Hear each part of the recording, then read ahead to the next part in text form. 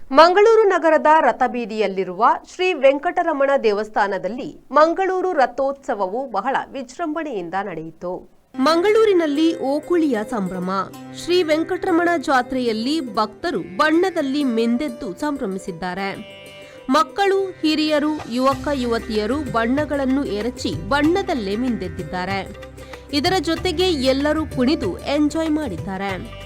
ಶ್ರೀದೇವರ ಅವಭೃತ ಉತ್ಸವ ನಡೆಯಿತು.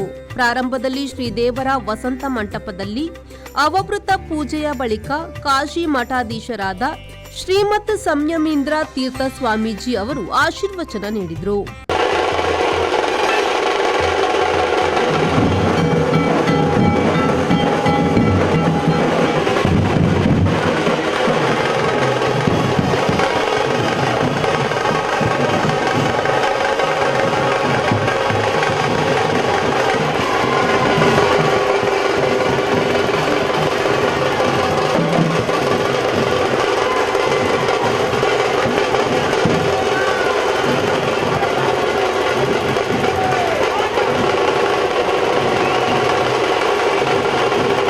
Bureau report V4 news Mangaluru.